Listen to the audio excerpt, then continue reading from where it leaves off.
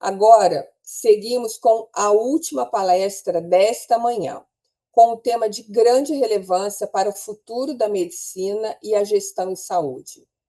Recebemos o Dr. Omar Tarra, médico radiologista e especialista em gestão em saúde, diretor de inovação e desenvolvimento da Unimed Federação do Paraná. Seja muito bem-vindo, Dr. Omar Tarra, e obrigado por estar conosco no CONIGES 2025. Bem, olá pessoal, tudo bem? Gostaria de agradecer imensamente a oportunidade de estar aqui com vocês, participando do CONIGES, um evento que tem marcado, né, a discussão sobre temas de inovação, sobre saúde digital e também a parte de inteligência artificial. E fomos convocados aqui pela comissão organizadora, né, principalmente a doutora Tereza, com quem a gente tem já um relacionamento, uma amizade de muito tempo, né, e admiramos muito o grande trabalho que é realizado, né, nessa área de inovação por essa equipe do CONIGES, né, para falar um pouco sobre inteligência artificial generativa aplicada à saúde, que é um tema que tem sido bastante atual, tem sido bastante demandado. Essa apresentação aqui já deve ser a quinta ou sexta vez que nós estamos fazendo, mas cada vez que a gente faz, ela tem conteúdos diferentes, tem novidades. Praticamente o assunto inteligência artificial, ele não é estático. A cada uma semana, 2 semanas, 3 semanas, ele vai modificando e vai adquirindo novas funcionalidades, novos conhecimentos e novidades, né, em geral, né? Primeiro, me apresentar um pouco para vocês.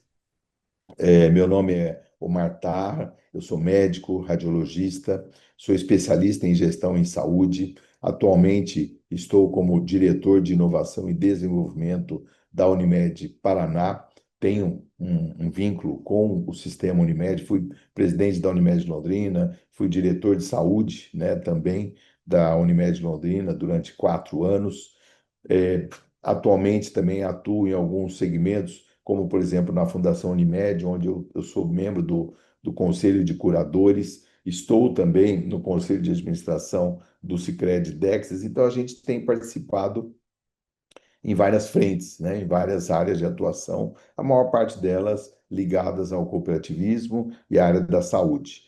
Fiz alguns cursos, né, tenho 2 MBAs, né, pelo ISAI, da FGV, né, fiz alguns cursos no exterior, fiz curso do Cambridge Healthcare Alliance em Boston, Massachusetts, fiz também cursos de liderança e inovação no MIT, além de outros tantos de atualização, como, aliás, é necessário que a gente esteja sempre fazendo mesmo, né? Não tem como a gente deixar de se atualizar e estar sempre buscando novas informações.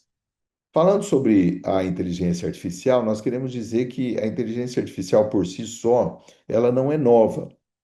Sempre houve uma demanda por parte do ser humano em obter alguma ferramenta, algum equipamento, alguma maneira de criar algum artefato que de alguma forma simulasse a inteligência humana.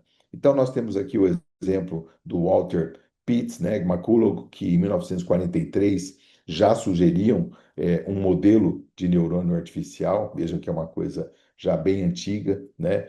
Temos o estudo bastante conhecido, feito por Alan Turing, que criou em 1950 as máquinas de Turing, que tentava simular de uma forma artificial o conhecimento, né, os cálculos matemáticos, né, as formas de fazer cálculos bastante complexos, e ele atingiu o seu objetivo com máquinas bem grandes, como vocês estão vendo na foto aí.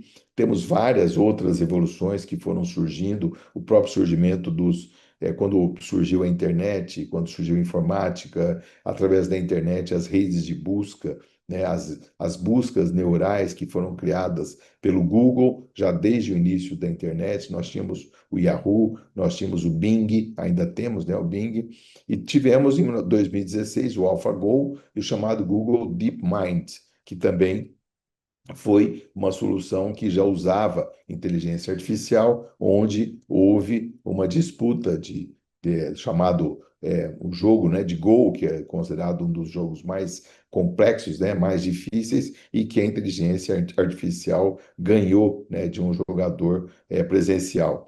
Mas o grande evento realmente ligado à inteligência artificial foi o surgimento, né, o lançamento praticamente da chamada inteligência artificial generativa, que ocorreu no dia 20 de novembro de 2022, feito pela empresa OpenAI, que lançou o chamado ChatGPT, e que muito provavelmente todos vocês que estão nos assistindo tenham tido algum acesso, algum conhecimento através de ferramentas que estão sendo muito difundidas na internet e em outros veículos de redes sociais. Antes de entrarmos na questão da inteligência artificial propriamente dita, vamos falar um pouco, tentar definir um pouco o conceito de inteligência.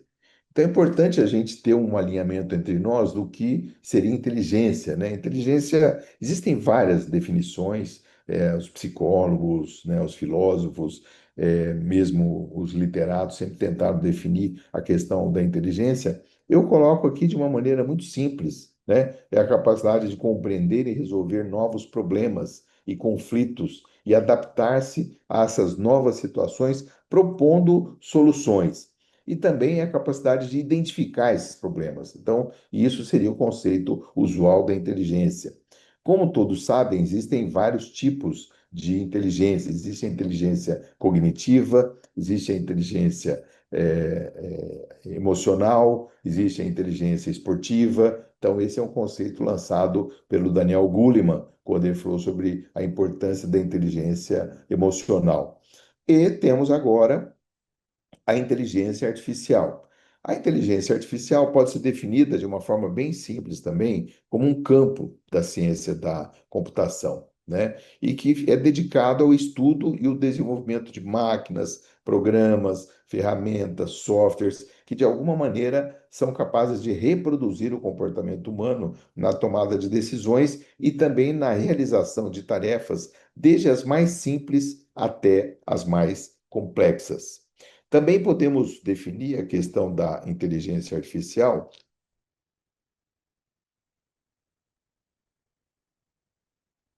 como um campo de estudo multidisciplinar que abrange várias áreas do conhecimento. Então, é um campo bastante amplo, né? Seria também um conjunto de novas tecnologias que permite aos nossos aparelhos, por exemplo, os nossos smartphones, né, executarem diversas funções avançadas e de uma forma quase autônoma, representando assim uma espécie de um marco na computação moderna, né? Embora o seu desenvolvimento esteja muito ligado à área de informática, à área de ciências da computação, a sua abordagem ela é interdisciplinar, ou seja, ela pega outras áreas de atuação. Existem várias classificações para a inteligência artificial. Aqui eu tenho algumas dessas classificações que a gente está trazendo aqui, mas muito provavelmente, se você for pesquisar, for ler, você vai encontrar outras. Existem vários tipos, né? Eu definiria primeiro uma inteligência artificial, que é aquela que existia anteriormente, que nós vamos chamar aqui de inteligência artificial analítica, que é aquela que nós já conhecemos há muito tempo. É aquela inteligência artificial utilizada nos bancos, nas operadoras de telefonia, utilizada, né, usualmente nessas empresas que já vêm fazendo uso dessas ferramentas há muitos anos, né? Temos a generativa, que é essa que surgiu agora, que é o ChatGPT, que eu vou explicar um pouco melhor, mais detalhadamente para vocês. Temos a interativa, que é outro tipo de inteligência artificial, que é uma que é responsiva, né? Você faz uma pergunta, você tem uma resposta. Existe uma outra classificação que é traduzido do inglês, né? A fraca e a forte. Digamos que a fraca ela tem menos recursos e a forte ela tem mais recursos. E temos a Gen AI, que é a inteligência artificial generativa. E temos agora o ChatGPT, que trata-se de um chatbot online de inteligência artificial. E também temos agora, através de uma ferramenta lançada pelo Google, o Google Gemini, uma inteligência artificial generativa multifuncional, ou seja, que tem várias funções diversificadas e que atuam integradas entre si. O que quer dizer Chat GPT? Chat GPT quer dizer Chat Generative Pre-trained Transformer, ou seja, é um chatbot online de inteligência artificial que foi lançado, como eu disse, pela OpenAI em novembro de 2022. O nome Chat GPT ele combina a palavra chat com a funcionalidade chatbot com o GPT, que quer dizer Generative Pre-trained Transformer, ou seja, um transformador pré-treinado generativo. Daqui a pouco vocês vão entender por que que é importante essa questão dele ser pré-treinado. Isso é que vai permitir que ele tenha alguns padrões de resposta que venha a atender às nossas necessidades, aos nossos questionamentos. Ela usa alguns tipos de linguagem. Eu vou citar uma delas aqui, que é a mais conhecida, que é a chamada Large Language Model, chamados LLMs. Você deve ter ouvido falar das LLMs também, né? E que vieram a trazer uma revolução nesse campo da informática e nesse campo da inteligência artificial. Isso aqui é um artigo que saiu recentemente e que cita, né, o ChatGPT como um software, né, uma plataforma, né, desenvolvida pela companhia OpenAI para produzir respostas conversacionais para aqueles que se utilizam e colocam perguntas nos seus inputs. Ou seja, você tem aquele quadradinho do ChatGPT, você vai lá, digita uma pergunta, uma proposta de um trabalho e ele por um formulário, vamos dizer, de um prontuário livre, né? Ou seja, não há um modelo pronto de prontuário, você acaba obtendo respostas de uma forma bastante amigável, né? Como se fosse uma conversa entre você e um professor, ou você e um amigo, e ele te explicando e colocando para você quais são as principais respostas relacionadas àquilo que você perguntou, né? Tem sido utilizado em diversos domínios, né? Na área de redacional, no jornalismo, na medicina, né? E consegue, vamos dizer, sustentar, né, conversações naturais bastante integradas e textos sintetizados também, que são muito importantes. Esse aqui que vocês estão vendo na tela agora é um chat GPT em ação. Então, aqui nós estamos abrindo um chat GPT, estamos fazendo uma pergunta básica aqui, né, na área da saúde, uma pergunta que qualquer pessoa, qualquer residente interno ou um estudante de medicina poderia fazer, para que a gente possa entender a forma, né, como ele trabalha e as respostas que ele pode dar. Então, quais são as indicações para o uso da nimesulida? Você dá Enter e imediatamente ele abre uma resposta bastante extensa, né, falando o que é um anti-inflamatório, não esteroide, usado no tratamento de dor aguda, indicado para osteoartrite, disfunções musculoesqueléticas, etc. e tal. Então, uma resposta bastante completa, bastante, vamos dizer, objetiva e que traz as principais observações necessárias para você saber sobre a nimesulida. Aqui eu tenho outro tipo, você põe um desenho, aqui tem um desenho de uma lesão, né? E aí eu vou perguntar alguma coisa aqui sobre essa lesão, né? Então, eu peço para analisar essa imagem dermatológica. É uma paciente do sexo feminino, de 45 anos, tem essa lesão há 2 meses. Imediatamente, ele já traz uma descrição da lesão e traz as hipóteses diagnósticas principais, que vão desde carcinoma, granuloma, né, vários tipos. Também indica quais são as condutas recomendadas e várias outras condutas terapêuticas necessárias para entender melhor o que quer dizer essa lesão e de que forma ela pode ser conduzida. Como funciona o chat GPT? O ChatGPT, ele é ele tem um funcionamento ligado a um modelo de machine learning, ou seja, aprendizado de máquina. Esses modelos, eles são programados para aprender e associar padrões específicos e dados, né, com dados que são extraídos de uma rede, né? E eles atuam mais ou menos de uma forma parecida com o que os clínicos aprendem a associar determinados sinais e sintomas e chegam a determinados diagnósticos durante o seu treinamento. Todos que fizeram aqui medicina aprenderam a trabalhar com semiologia, semiotécnica, né, semiologia médica, e aprenderam a estabelecer diagnósticos baseado na análise de histórico, de lesões, de uma anamnese, de exame físico, de palpação, e com a soma dessas informações chegar a um determinado diagnóstico. Então, o ChatGPT ele tem um funcionamento, digamos, semelhante a isso aqui, né? Ele usa uma categoria de machine learning, uma categoria de aprendizado de máquina, que é conhecida como LLM, que nós já citamos aqui. E o LLM ele tem uma grande vantagem, né? Pelo fato de ser o chamado Large Language Model, ele consegue reconhecer grandes grupos de informações, grandes grupos de textos, né, que estão aí nos bancos de dados mundiais, trazer esses bancos, trazer essas informações desses bancos e construir respostas baseadas nessa coleta de dados, nessa busca de dados que é feita em toda a rede que existe, né, no mundo ao qual ele tem acesso.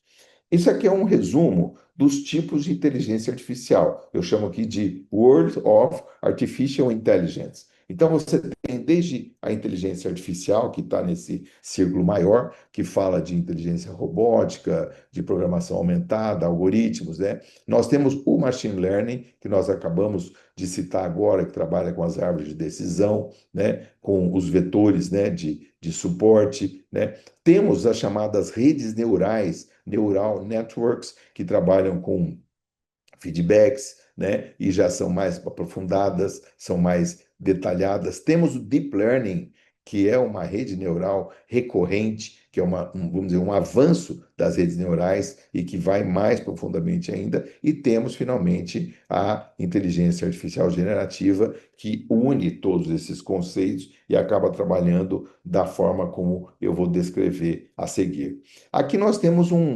uma inteligência artificial na prática clínica. Então, nós temos aqui uma fase de treinamento e temos a fase de gerar os outputs. Nessa fase de treinamento, então, nas buscas que são realizadas, ele tem aqui, por exemplo, um exemplo aqui: Lifestyle Management for Diabetes includes, e essas três últimas linhas aqui estão em branco. Essas linhas foram removidas, né, durante o treinamento. Para quê? Para que esse LLM busque nas redes respostas para completar essa frase, Lifestyle Management for Diabetes Includes. Vejam que ele aqui, numa busca rápida, na fase de treinamento, ele conseguiu trazer a palavra insulina e a palavra diet, né? Vejam que a palavra esperada, né, esperada como output seria a palavra diet. Então, daquela primeira rede neural para essa rede neural aqui, sairia a palavra diet e ela complementaria com Lifestyle Management for Diabetes includes diet. Essa é a fase de treinamento. Quando você coloca no prompt essa questão, então a pergunta que você coloca lá: what are lifestyle intervention for diabetes? Ou seja, quais são os tipos de intervenção no estilo de vida que eu posso fazer, que eu devo fazer para poder melhorar o diabetes? Então, ele vai somando o que você escreveu no prompt com uma nova palavra que foi adicionada no final, que é a palavra lifestyle, né? E depois ele vai somando a palavra lifestyle interventions até chegar no include. E a resposta final dele, né, que é word one do output, seria lifestyle, word two seria interventions, word three seria include e word four seria diet. Então a resposta que ele vai colocar para você vai ser lifestyle interventions include diet. Essa foi a resposta gerada pelo ChatGPT. Vejam que num outro tipo de pré-treinamento, ele poderia trazer outras respostas. Então, aqui é um resumo muito simples da forma como tem funcionado as chamadas LLMs. Hoje nós temos já, com o avanço dessa questão, as chamadas SLMs, ou seja, as Small né, languages, são linguagens que estão adaptadas para poder fazer os chamados agentes de IA, né, que é um outro conceito que nós vamos falar um pouco mais adiante. Basicamente, todas essas soluções têm sido apresentadas através de diversos aplicativos. Muito provavelmente você tem aí no seu celular alguns desses aplicativos. Eu estou mostrando alguns aqui, estou mostrando o ChatGPT, estou mostrando o Gemini, estou mostrando o Grok, que é muito bom, o Copilot, o famoso DeepSeek, né, que é o chinês, né, que balançou inclusive o universo das chamadas inteligências artificiais generativas, o Canva, e aí temos vários outros. E estou colocando aqui do lado uma outra, um outro aplicativo muito bom, e que esse eu faço questão que vocês salvem aí, que é o chamado Open Evidence. Open Evidence, ele é uma busca, né? Um chat de busca e que trabalha especificamente na área médica. Você vai ter que fazer um pequeno cadastro, cadastrar o seu CRM, mas você vai ter acesso aí a uma pesquisa de qualidade que vai trazer informações da área de saúde, da área médica, inclusive com referências bibliográficas. O que que as evidências falam a respeito da utilização da inteligência artificial generativa? Bem, as evidências demonstram que ela consegue trazer respostas de alta qualidade, inclusive com performance hoje, com as últimas versões dessas ferramentas, inclusive com performance semelhante a um médico recém-formado, ou às vezes até um médico com um treinamento já um pouco mais avançado. Então, diríamos que, por exemplo, um interno teria resposta para 74, 75% das questões, um residente, um R3 bem treinado, chegaria a de 89 a 92%, um médico atinge um pouquinho mais do que isso, e o ChatGPT já está, de fato, até superando um pouco esses médicos bem treinados.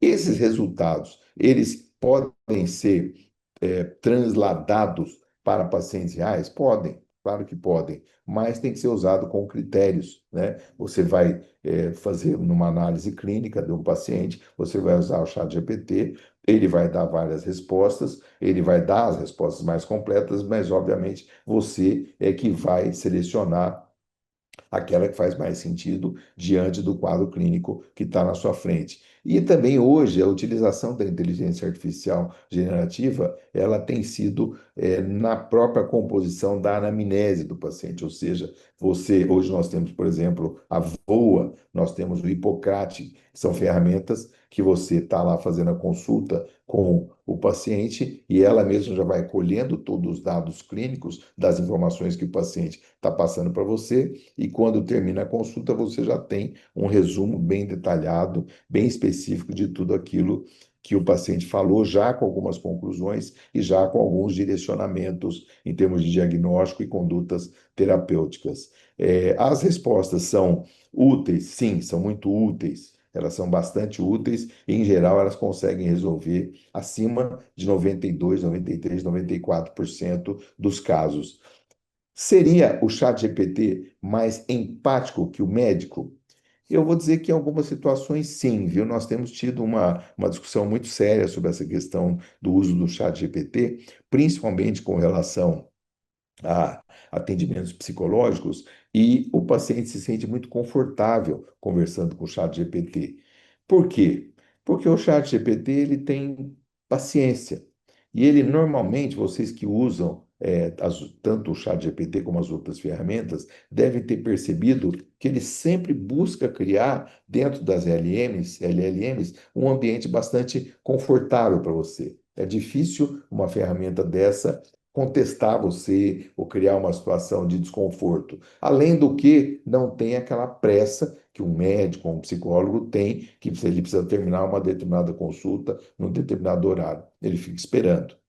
Bem, importante a gente referir aqui que todo esse processo tem uma série de limitações que vão desde os chamados vieses, ou seja, como ele busca informações em toda a rede para compor uma resposta, obviamente, as respostas que ele vai construir estão ligadas a uma prevalência de artigos, de pesquisas, de conteúdos científicos que têm determinado viés. Então, vamos supor que a maior parte dos trabalhos científicos é realizado numa população branca, caucasiana, europeia ou americana, então os trabalhos vão ter uma tendência a trazer esse viés e às vezes vai excluir determinadas populações importantes, populações mediterrâneas, populações orientais, populações que são da África, então às vezes não tem tanta pesquisa para poder trazer para o chat GPT aqueles resultados que seriam mais adequados para aquele paciente. Esse é um ponto.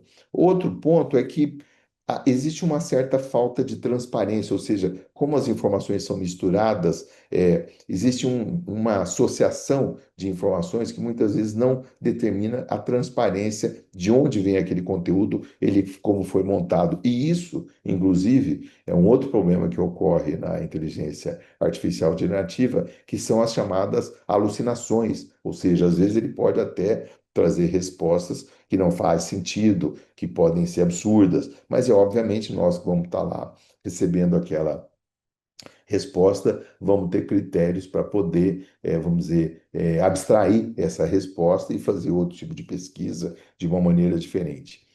Existe uma grande preocupação também que vem sendo discutida, até participei de um evento recentemente do MIT sobre isso, que é a questão do excesso de gasto energético para podermos usar a inteligência artificial generativa.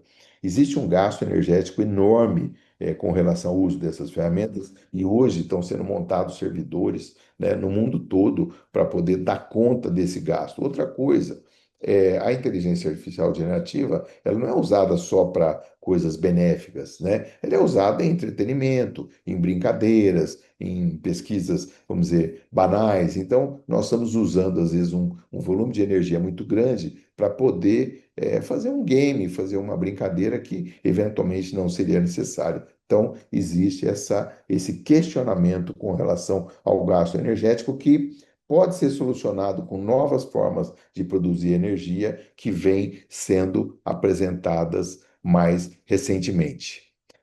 Falar um pouquinho do machine learning, né? O machine learning, como nós já dissemos, ele é um subconjunto da inteligência artificial e que o ChatGPT usa exatamente ele, né? O Grok também usa ele, Gemini é um pouco mais complexo, mas também se utiliza. É um subconjunto da inteligência artificial que permite um aprimoramento constante da análise dos algoritmos. E depois de um certo tempo, ele vai se utilizando já de respostas anteriores ou pesquisas anteriores para propor novas soluções para os problemas emergentes. Também é importante a questão das redes neurais, que faz a integração com as redes de conhecimento, né, dentro de toda a internet, e o deep learning, que nós já havíamos comentado aqui com vocês.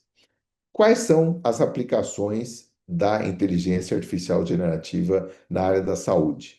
Eu estou colocando aqui três principais. Obviamente existem outras, né? Nós temos aplicações em saúde na área assistencial, ou seja, na área de atendimento médico, atenção médica, né? Temos uma aplicação que é na área de gestão em saúde, ou seja, gestão do consultório, gestão da clínica, gestão de uma operadora, gestão de um hospital, se utiliza muito a inteligência artificial para esse tipo de recurso, e a parte de educação e treinamento, que é exatamente o que nós estamos fazendo agora aqui. Vocês já estão vendo várias imagens, vocês estão vendo várias aplicações de inteligência artificial que permitiram que a gente gravasse esse conteúdo, ou apresentando esse conteúdo ao vivo para vocês, ou trazendo um conteúdo de uma universidade no exterior, que às vezes você não está nem percebendo, mas que está funcionando aqui numa parte de educação em treinamento. Eu colocaria, assim, 10 aplicações em saúde da inteligência artificial generativa que são muito importantes.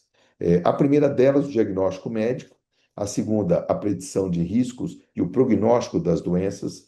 A terceira, o monitoramento remoto e a telemedicina, que eu sei que muitos têm utilizado já, até com uma larga frequência.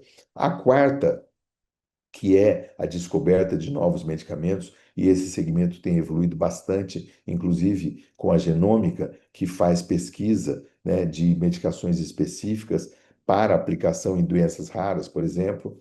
A quinta, que seria a gestão de dados clínicos, ou seja, a gestão de todos os dados clínicos de um paciente, de um hospital, de uma clínica, de um serviço de imagem, né? A personalização do tratamento, né, que é muito importante. A prevenção de readmissões hospitalares, ou seja, permitir fazer com que o paciente não fique voltando para o hospital em função já de respostas que a inteligência artificial tem para determinados protocolos que foram aplicados no paciente. Análise de textos médicos, nós podemos pegar textos médicos que a gente teve acesso agora, colocar na inteligência artificial e fazer uma análise crítica desses textos e tentar entender se o que eles estão colocando lá faz sentido ou não.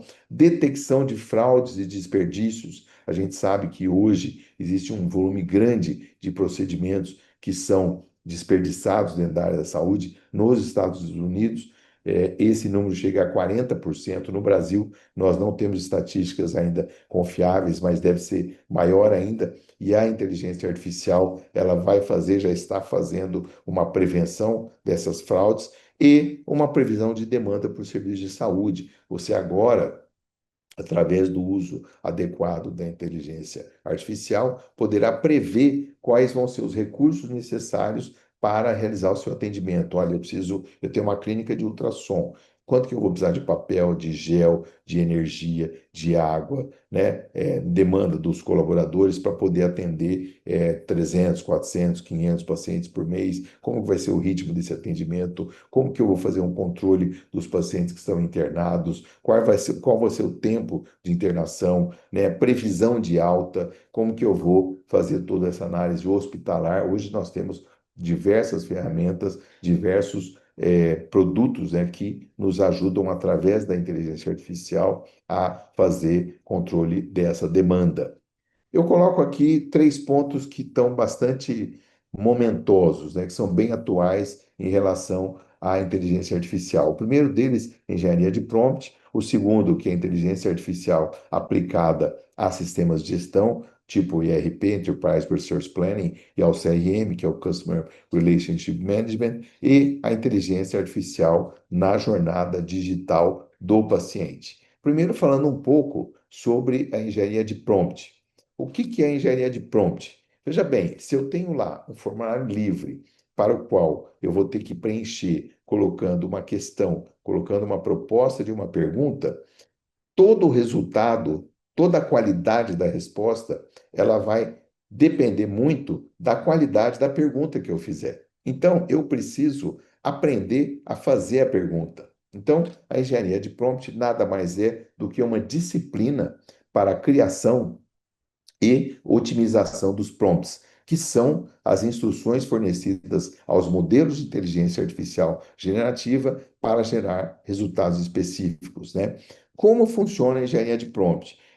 Existem cursos de engenharia de prompt, cursos, alguns muito básicos, alguns mais avançados, né? Eu tive acesso aqui, através do professor Gilberto Alves, que é da Universidade Estadual de Londrina, a um curso de engenharia de prompts para iniciantes. Se você quiser fazer esse curso, aponte o seu celular para esse QR Code que está aparecendo na tela agora e imediatamente vai ser baixado no seu celular, né, um PDF com algumas páginas falando um pouco sobre como você pode construir prompts melhores, prompts que vão poder trazer resultados mais adequados para a sua pesquisa. Então, aproveito aqui para fazer um agradecimento público ao professor Gilberto Alves, que tem pesquisado bastante essa área e é uma referência que eu sempre faço questão de citar aqui. Espero que você tenha captado o QR Code aqui e baixado o seu curso. Já é um curso dentro da nossa aula que também imagino que possa ser útil para você nessa jornada em busca de atualização sobre inteligência artificial. Aqui o segundo tema, que é a aplicação da inteligência artificial nos chamados ERPs, que são os chamados Enterprise Resource Planning. Isso é mais para a área de gestão, são sistemas de gestão que têm a capacidade de realizar uma série de processos, né? Então, a gente usa a inteligência artificial hoje tanto para análise preditiva, como para automação da tomada de decisões, como para personalização da experiência do cliente, como na detecção de fraudes, como havia demonstrado, para estabelecer processos que sejam contínuos e para melhorar, né, a alocação de recursos que são destinados a esses sistemas. Também pode ser aplicado ao CRM, aí são outras funcionalidades. E, finalmente, o uso da inteligência artificial na jornada digital do paciente. Esse é o ponto mais importante. Enfim, por que nós usamos a inteligência artificial, principalmente a inteligência artificial generativa, na jornada, na nossa vida médica, na nossa vida profissional? Para a gente poder acompanhar a jornada do paciente. O paciente ele tem uma jornada que se inicia com o surgimento de determinados sinais e sintomas, vamos dizer, a sensação de que ele está doente, de que ele precisa de atendimento médico. A partir daí ele começa a buscar ferramentas digitais e busca, vamos dizer, atendimento médico. Então nós temos desde a primeira fase aqui, que é a necessidade, o segundo a busca, a terceira estabelecer uma relação de confiança, a quarta que é o agendamento de uma consulta ou de um exame, né? A quinta, que seria uma pré-consulta, a gente tem alguns dados do paciente antes de examiná-lo propriamente dito, a consulta propriamente dita, a pós-consulta, né? Ou depois que terminou, quais são as condutas para onde nós vamos encaminhar, né? E depois a questão da fidelização, né? O caminho da fidelização, esse paciente vamos dizer, sempre voltando e retornando para que a gente possa acompanhá-lo. Então, claro, nós temos também a jornada do usuário, mas é um outro tipo de aplicação da inteligência artificial. Aqui, de uma forma bem resumida, eu quero mostrar para vocês desde os tipos de inteligência artificial, que vão desde os básicos, que seria mais as ferramentas de BI, chamado Business Intelligence, né? Então, onde nós vamos usar desde os chamados Standard Reports, ou seja, o que aconteceu. Nós teríamos sistemas de gestão que vão fazer relatórios e pesquisas. Nós temos os Ad hoc Reports, ou seja, how many, how often, where, quão frequentemente ocorrem esses problemas que vão estar nos nossos relatórios de dados. Temos também o Query Drill Down, ou seja, onde exatamente está esse problema, onde nós vamos extrair dados da nossa base DW, nossos bancos de dados, Data Warehouse, para poder saber onde está localizado o problema. Vamos ter, em seguida, os chamados alertas, né? What actions are needed? Ou seja, os nossos painéis de bordo. O que nós precisamos fazer para resolver esse problema? Chegamos numa etapa mais elevada, que é o chamado Business Analytics, onde nós vamos ter a chamada Statistical Analysis, ou seja, o que está de fato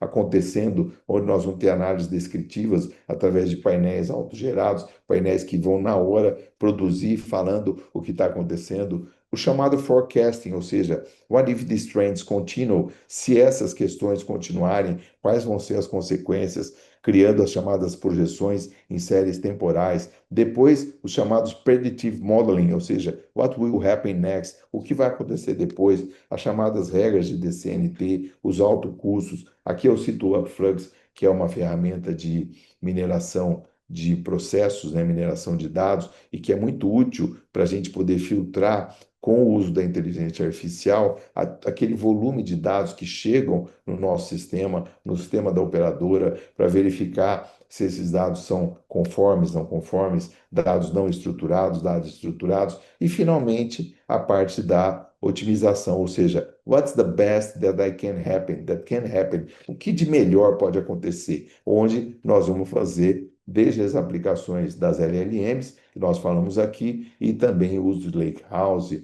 Snowflake, Oracle, outros bancos de dados mais sofisticados. Isso aqui é um trabalho do Michael Walken, eu achei muito interessante, porque ele sintetiza em 8 itens todas as etapas, né, vamos dizer, de utilização da inteligência artificial no modelo de operadora e no modelo de gestão em saúde.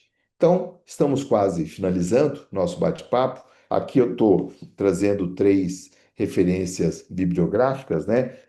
Tem alguns livros aqui que eu li, eu gostei muito desse livro, Inteligência Artificial, que foi do Kai-Fu Lee, é um livro muito bacana, muito bom, recomendo. Ele não é um livro difícil, um livro técnico, é um livro bastante fácil de ler, mas bem gostoso e mostra bastante essa questão cultural, o impacto cultural do uso da inteligência artificial. Da mesma forma, o 2041, que também é dele, e também não poderia deixar de citar o famoso Yuval Harari, que tem o livro Nexus, onde ele faz uma breve história das redes de informação da Idade da Pedra à inteligência artificial. E ele faz, inclusive, uma crítica, né, ao uso da inteligência artificial, alertando que o uso desmedido da inteligência artificial possibilitará uma perda de controle por parte dos seres humanos em relação a processos que são vitais para o desenvolvimento da nossa sociedade. E aqui tem mais um livro que eu ganhei, não vai aparecer aí, né, por causa da tela de fundo. O livro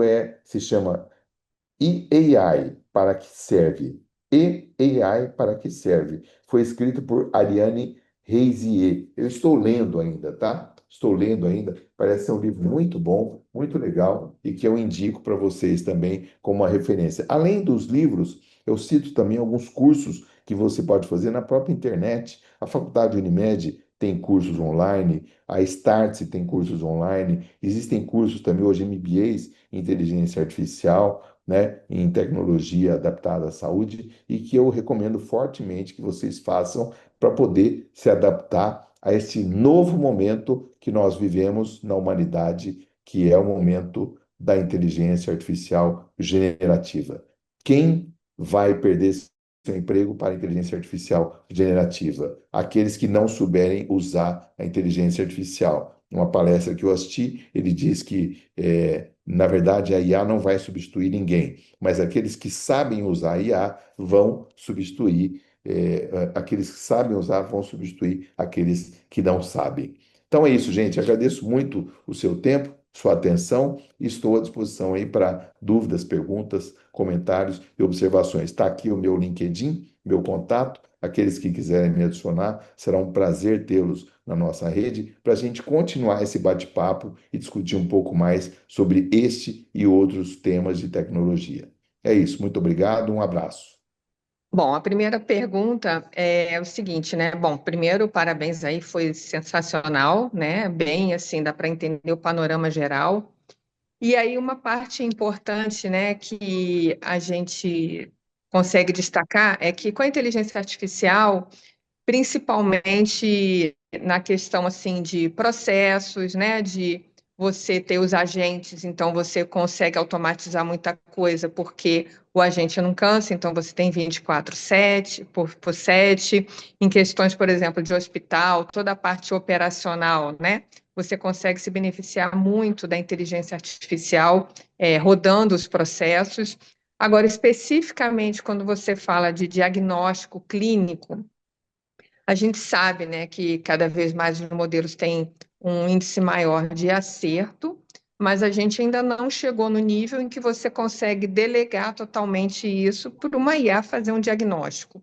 Até porque a gente sabe que, como o senhor mesmo mostrou, tem os vieses, né? Então, tem coisas ali ainda que a gente não entende completamente quais são os caminhos que a IA percorre para chegar a determinadas respostas, né? A gente ainda não tem uma IA auditável. Então, ou seja, ela tem limitações. Só que daí tem artigos mostrando, por exemplo, que médicos que começaram a se apoiar muito na IA para fazer diagnóstico, que também eles vão perdendo o senso crítico e vão ficando menos resolutivos conforme eles vão se apoiando na IA. Porque daí tem um limite, né, para isso daí. Ele apoia ou não apoia?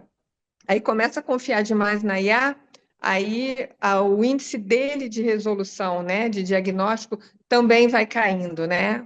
O que que o senhor acha? O que que o senhor pode comentar disso daí? Esse é um questionamento que sempre aparece quando surgem tecnologias disruptivas como essa, né? Diz a história que quando surgiu o rádio, foi previsto que ocorreria uma hecatombe na humanidade, que a humanidade seria destruída pela presença do rádio. Tem até um filme famoso do Orson Welles prevendo a Guerra dos Mundos, né? E usando o rádio, mostrando que o rádio destruiria todas as populações. Quando surgiu a televisão, foi outra polêmica. A televisão vai acabar com a inteligência humana, é uma coisa bizarra que está entrando dentro da sua casa, né? E todas as outras tecnologias que vão surgindo. A grande questão, Tereza, na minha visão, é a questão da adaptabilidade do profissional à utilização dessa ferramenta. Eu tenho convivido muito com médicos jovens, tenho acompanhado residentes, estudantes e que fazem uso intensivo da inteligência artificial e nem por isso têm perdido o senso ou a capacidade de diagnóstico, né? Eu vejo que às vezes até o diagnóstico é até bem mais aprimorado do que nós mesmos fazíamos, porque talvez você se lembre disso, né? A gente tinha dificuldade de acesso até aos livros convencionais, né? Sim, Eu venho de uma época, né? Você talvez não, mas que a gente não tinha acesso nem a um livro. Até um livro é difícil. A gente estudava numa faculdade de medicina, fazia uma residência, e a gente tinha acesso ao livro na biblioteca. E tinha horário para você pegar aquele livro e tinha horário para ler aquele capítulo. Então, havia uma restrição muito grande de conteúdo, né? E isso não fez com que nós nos tornássemos médicos melhores ou piores. O que fez com que nós nos tornássemos médicos melhores ou piores foi o nosso empenho, nossa dedicação e a utilização dos livros, das ferramentas e tudo isso. Eu penso que a inteligência artificial vai ser a mesma coisa. Eu penso que esses trabalhos que foram publicados, eu li alguns deles, né? Inclusive teve um trabalho do MIT que saiu recentemente que diz que pessoas que fazem uso excessivo de inteligência artificial têm alguns distúrbios e fazem uma chamada dissociação cognitiva, né? Ou seja, reduzem a sua capacidade de tomar decisão por si só. Mas na prática não é isso que a gente vê. Na prática, ao contrário, aquelas pessoas que estão sabendo utilizar a inteligência artificial, estão tomando decisões melhores. Eu vejo isso no Einstein, tive com o pessoal do Ericsson, conversei bastante com eles, o pessoal das startups que tem utilizado bastante inteligência artificial, as novas inteligências artificiais que ajudam a embasar o diagnóstico. Eu citei duas aqui, né? Citei o VOA e o Hipocrático, mas tem outras também. Então, tudo é uma questão de critério. Aonde vai chegar isso aí, ainda não sabemos. Eu penso que nós estamos ainda no início do processo, né? Mas acho que vale a pena acompanhar tudo isso e trabalhar para que funcione cada vez melhor. com certeza a gente tem que estar junto no processo, né? Bom, doutor Omar, muito obrigado pela sua contribuição, né? Devido assim ao tempo, a gente não vai conseguir responder todas as perguntas, mas a gente vai pedir para o pessoal enviar as perguntas depois e aí a gente vai deixar disponível depois as respostas, tá? Outras perguntas que possam surgir. E mais uma vez, muito obrigada aí pela contribuição, pelo apoio do senhor. Eu que agradeço, viu, Tereza? Muito obrigado pela oportunidade. Um grande abraço a todos vocês, viu? Valeu. Obrigada, tchau.